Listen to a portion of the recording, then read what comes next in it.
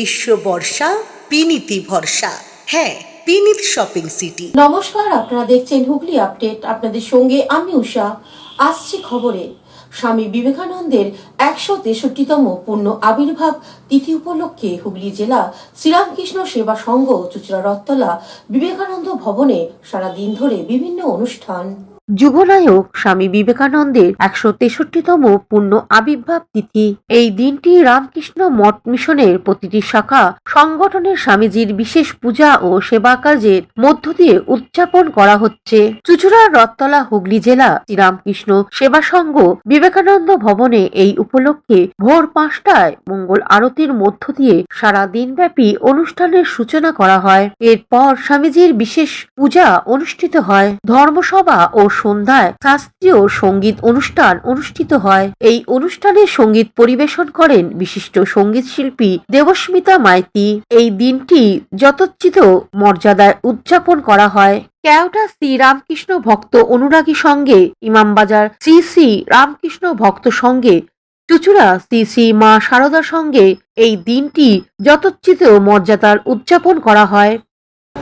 আজ যুগনায়ক স্বামী বিবেকানন্দের 163তম পূর্ণ আবির্ভাব তিথি।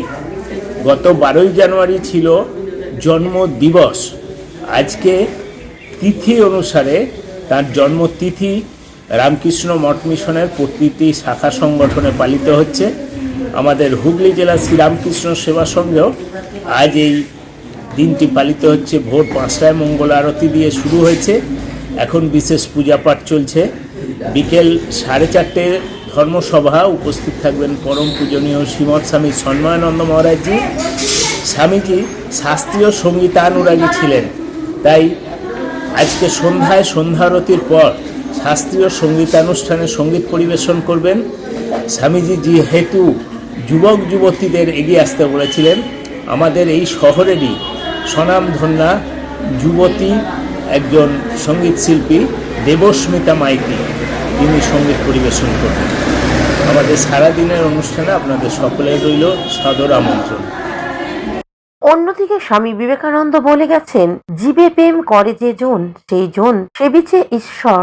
সেই কথা মাথায় রেখে চুচুড়া বিবেকানন্দ ভবনের পক্ষ থেকে হুগলি চুচুড়া পৌরসভার মা ক্যান্টিনে যেসব সমাজে পিছিয়ে পড়া মানুষ 5 টাকার দুপুরের আহার করেন, তাদের বিনামূল্যে মাছ ভাত দই মিষ্টি খাওয়ানো হয়। আজ উৎসাহ দিতে উপস্থিত হন পৌরপ্রধান অমিত রায়, সিআইসি মেম্বার জয়দেব অধিকারী।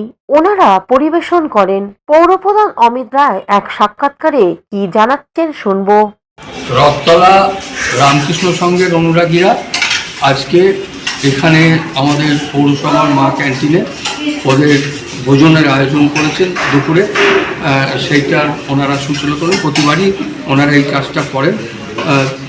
সামাজিকভাবে যারা পিছিয়ে পড়া মানুষ আছেন তাদেরকে এটা করার মাধ্যম দিয়ে আসলে জীবে প্রেম করে যেজন সেই জন সেবিছে ঈশ্বর, এই বার্তাটাই জ্ঞান। শেখ সাবিরের রিপোর্ট, হুগলি আপডেট।